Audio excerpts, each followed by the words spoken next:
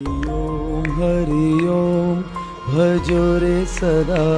ओम हरि ओम हरि ओम। Dubai की चमचमाती सड़कों पर अचानक गूंजने लगे हरे राम हरे कृष्णा के स्वर।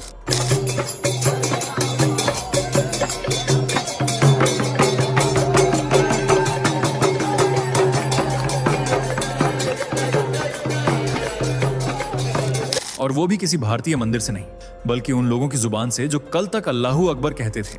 हरि नारायण हरि ओम।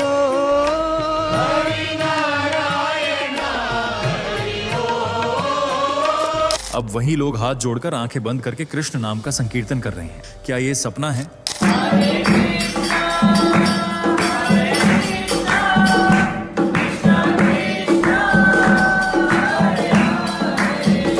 या फिर वास्तव में कुछ बड़ा बदल रहा है इस दुनिया में?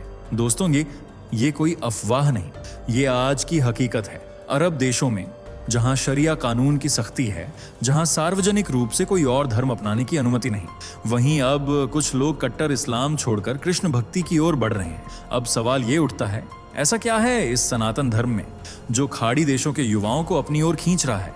क्या ये सिर्फ एक धार्मिक आंदोलन है या फिर कुछ ऐसा है जो आत्मा को भीतर से छूता है? आज का युग भले ही विज्ञान और टेक्नोलॉजी का हो, पर अंदर की शांति, मानसिक स्थिरता और आत्मिक संतुलन, ये अब भी लोग वहीं ढूंढ रहे हैं जहां से मानव सभ्यता ने शुरुआत की थी, सनातन धर्म में। और यही वजह है कि ISKCON अब सिर्फ भारत तक सीमित नहीं रहा। ये अब एक वैश्विक चेतना बन चुका है, एक आंदोलन जो धर्म से ज्यादा आत्मा की पुकार है। इस वीडियो में हम जानेंगे आखिर अरब में ISKCON कैसे फैल रहा है, क्यों मुस्लिम युवक सनातन की ओर झुक रहे हैं, और क्या ये केवल शुरुआत है उस बदलाव की जो पूरी दुनिया को चौंका देगा। तो जुड़े रहिए, क्योंकि जो जानने वाले हैं वो सिर्फ खबर नहीं, इतिहास बन सकता है। जब पूरी दुनिया 1960 के दशक में भौतिकवाद की दलदल में फंसी थी, तब एक वृद्ध सन्यासी अकेले भारत से न्यूयॉर्क की धरती पर पहुंचे। न पास पैसा था, न कोई जान पहचान, सिर्फ एक थैली में भागवत गीता और दिल में कृष्ण नाम का जज्बा। उनका नाम था AC, भक्ति वेदांत स्वामी प्रभुपाद। उन्हें कोई जानता नहीं था, और जिन्हें वो कृष्ण का संदेश देना चाहते थे वो थे अमेरिका के हिप्पी, वो युवा जो शराब, ड्रग्स और अराजक जीवन शैली में डूबे हुए थे। लेकिन स्वामी प्रभुपाद ने हार नहीं मानी। उन्होंने पार्क में बैठकर कीर्तन किया, गीता का ज्ञान बांटा, और देखते ही देखते जो हिप्पी थे वो हैप्पी बन गए। यहीं से जन्म हुआ ISKCON का, international society for Krishna consciousness, यानी अंतरराष्ट्रीय कृष्णा भावनामृत संघ। आज वही संस्था है जिसके 1000 से अधिक केंद्र दुनिया भर में हैं। अकेले भारत में 400 से ज्यादा ISKCON मंदिर हैं, और अमेरिका, यूरोप, अफ्रीका, ऑस्ट्रेलिया से लेकर अब मिडिल ईस्ट तक इसका विस्तार हो चुका है।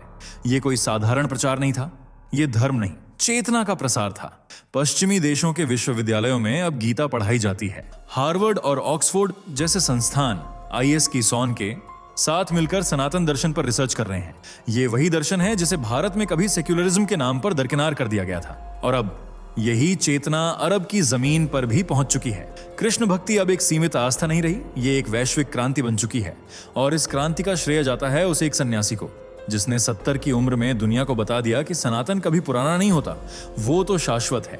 आप सोच रहे होंगे, ऐसे कट्टर इस्लामिक माहौल में जहां धर्म परिवर्तन अपराध माना जाता है, वहां कोई कृष्णा भक्ति की ओर क्यों झुकेगा? जवाब बहुत गहरा है और बहुत व्यक्तिगत भी। खाड़ी देशों की चमक धमक दुनिया को बाहर से भले ही स्वर्ग जैसी लगे, लेकिन वहां के युवाओं की आत्मा अंदर से खोखली होती जा रही है। मनोवैज्ञानिक कहते हैं वहां का युवा मानसिक दबाव, पारिवारिक नियंत्रण और सामाजिक डर से जूझ रहा है। उसे कोई ऐसी जगह चाहिए जहां सिर्फ उसका मन सुना जाए, उसका दिल समझा जाए, और यही जगह बन रही है ISKCON। क्योंकि यहां कोई जबरन धर्म नहीं सिखाता, यहां कोई डर नहीं दिखाता, यहां सिर्फ एक मंत्र है, हरे राम हरे कृष्णा, जो मन को शांति देता है। एक 23 साल के अब्दुल रहमान, नाम बदला गया, की कहानी देखिए। दुबई में एक मल्टीनेशनल कंपनी में काम करता था। जिंदगी में सब कुछ था, पैसा, स्टेटस, परिवार, पर फिर भी रात को नींद नहीं आती थी। उसे नहीं पता था कि वो क्या खोज रहा है। फिर एक दिन उसने ऑनलाइन एक ISKCON कीर्तन देखा। उसके शब्द थे, मेरे चिस्कन में मेरे अंदर कुछ टूट गया, और उसी पल कुछ जुड़ भी गया। वो अब हर शुक्रवार को एक प्राइवेट सत्संग में भाग लेता है, हरे कृष्णा मंत्र जपता है और कहता है, मैंने इस्लाम नहीं छोड़ा, मैंने खुद को पाया। यही ISKCON की शक्ति है। यह आपको कोई नया धर्म नहीं देता, ये आपको आपके भीतर का सत्य दिखाता है। और यही बात खाड़ी देशों के युवाओं को खींच रही है। जहां कुरान में सवाल पूछने की मनाही है, वहां गीता संवाद सिखाती है। जहां डर है वहां प्रेम है, जहां आदत है वहां चेतना है। यह एक धीमी क्रांति है, धीमी पर स्थायी। और यही वजह है कि अब हर शुक्रवार दुबई के किसी फ्लैट में 50 से 60 युवा आंखें बंद कर बैठे होते हैं, हरे राम हरे कृष्णा, क्योंकि उन्हें अब जवाब नहीं चाहिए, उन्हें शांति चाहिए। और वह उन्हें सनातन में मिल रही है। जब किसी देश में खुलेआम कृष्ण नाम का उच्चारण करना गुनाह हो, जब भागवत गीता का प्रचार करना अपराध समझा जाए, और जब हरे कृष्णा कीर्तन राजनीतिक विद्रोह की तरह देखा जाए, तो सोचिए, वहां कोई युवक अगर कृष्ण भक्ति की ओर बढ़ता है तो वो सिर्फ भक्त नहीं, योद्धा होता है। आज खाड़ी देशों में IS-कॉन का जो प्रसार हो रहा है, वो मंचों पर नहीं, वो होता है बंद दरवाजों के पीछे, धीमी आवाज में और भारी खतरे के बीच। दुबई में हर शुक्रवार कुछ चुने हुए लोग एक अपार्टमेंट के अंदर इकट्ठा होते हैं। न कोई मंदिर, न घंटी, न माइक, बस एक छोटा सा स्पीकर, कुछ किताबें और दिल से निकली आवाज, हरे कृष्णा हरे राम। इन ग्रुप्स में कोई हिंदू, कोई ईसाई, कोई मुस्लिम नहीं होता। यहाँ सिर्फ आत्मा होती है जो प्रभु से जुड़ना चाहती है। शारजाह में ऐसे 5 ग्रुप्स हैं। ईरान में एक छोटा सा ग्रुप शुरू हो चुका है। हर मीटिंग से पहले कोड भेजा जाता है, लोकेशन आखिरी मिनट में बताई जाती है, और हर शख्स ये जानता है पकड़े गए तो जेल भी हो सकती है। फिर भी लोग आते हैं। क्यों? क्योंकि ये सिर्फ भक्ति नहीं है, ये संघर्ष है आत्मा की आजादी का। इस्लामिक देशों में भले सरकारें कुछ भी कहें, पर मनुष्य की आत्मा पर किसी का हक नहीं। और जब आत्मा पुकारती है हे कृष्ण, तो न कोई दीवार रोक पाती है, न कोई कानून। IS-कॉन के स्वयंसेवक इन देशों में छुपकर ग्रंथ भेजते हैं, डिजिटल कीर्तन रिकॉर्ड करते हैं और एक अदृश्य नेटवर्क के जरिए इस चेतना को आगे बढ़ा रहे हैं। ये लोग ना लाइमलाइट में हैं, ना मीडिया की सुर्खियों में, लेकिन इनका काम इतिहास रच रहा है। क्योंकि बदलाव जब जमीन से उठता है तो वो स्थायी होता है। जहां कोई चीज सफलता की ऊंचाइयों को छूती है, वहां आलोचना उसके पीछे छाया की तरह चलती है। और IS-कॉन कोई अपवाद नहीं। आज जब IS-कॉन पूरी दुनिया में सनातन की पताका लहरा रहा है, तभी कुछ आवाजें उठती हैं, ये तो विदेशी संस्था है, भारत का पैसा अमेरिका चला जाता है, ये असली हिंदू नहीं है। आइए अब इन सवालों का जवाब दिया जाए सीधे, साफ और तथ्यों के साथ। सबसे पहले, विदेशी संस्था। क्या आप जानते हैं IS-कॉन की नींव झांसी में रखी गई थी? स्वामी प्रभुपाद जी ने भारत में ही इसकी शुरुआत करनी चाहिए, लेकिन तब के भारतीय समाज ने उन्हें गंभीरता से नहीं लिया। जब भारत ने अनदेखा किया, तब उन्होंने विदेश का रुख किया, और वहीं से फिर भारत लौटी वो चेतना जिसे अब दुनिया सलाम कर रही है। दूसरा, पैसा अमेरिका चला जाता है? बिल्कुल नहीं। IS-कॉन का हर मंदिर स्वतंत्र है। जो दान होता है वो उसी क्षेत्र में समाज सेवा, भोजन वितरण, गौशालाओं और मंदिर निर्माण में लगता है। हर खर्च का लेखा जोखा सार्वजनिक होता है। अगर कोई संस्था आज करोड़ों लोगों को निशुल्क भोजन दे रही है, तो वो IS-कॉन ही है। और तीसरा, क्या ये हिंदू नहीं है? जो वेदों का प्रचार करे, जो भगवत गीता को जीवन का आधार माने, जो सत्य, अहिंसा, ब्रह्मचर्य और भक्ति में विश्वास रखे, वो अगर हिंदू नहीं तो फिर कौन?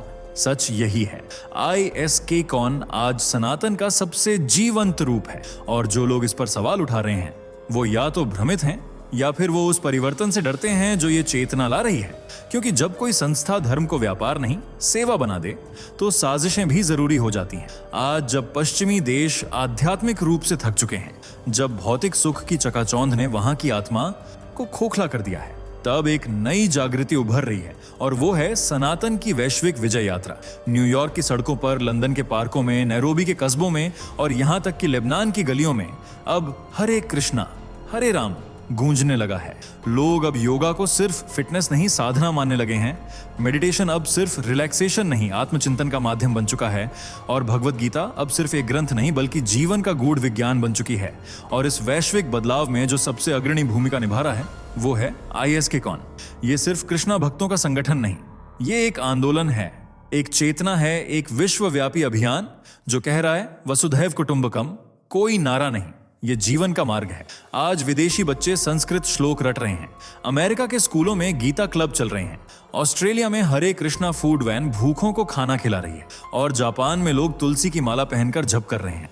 ये सिर्फ IS-कॉन की जीत नहीं, ये सनातन की वापसी है, और वो भी पूरे गौरव के साथ। जिस धर्म को कभी पुराना, रूढ़िवादी और पिछड़ा कहकर नकारा गया, आज वही धर्म लोगों को भविष्य का रास्ता दिखा रहा है। क्योंकि सनातन सिर्फ पूजा नहीं, ये सोच है, जीवन शैली है, और अब एक वैश्विक आंदोलन बन चुका है। जो कल तक भारत की सीमाओं में था, आज वो विश्व के हर कोने में चेतना जगा रहा है। तो अब सवाल सिर्फ इतना नहीं है कि अरब में कृष्णा भक्ति क्यों फैल रही है, सवाल ये है, क्या पूरी दुनिया अब उस चेतना की ओर बढ़ रही है जिसे हम सदियों से सनातन कहते आए हैं। ISKCON का अरब में फैलना सिर्फ धर्म का प्रचार नहीं है, ये उस दर्शन की जीत है जो अहिंसा, प्रेम और आत्मज्ञान पर आधारित है। ये उस संस्कृति की वापसी है जो कभी विश्व गुरु थी और अब फिर से दुनिया को जीने की दिशा दिखा रही है। अब वक्त है कि हम खुद भी इस पर गर्व करें, अपने सनातन को केवल परंपरा न माने, उसे विकास की शक्ति बनाएं।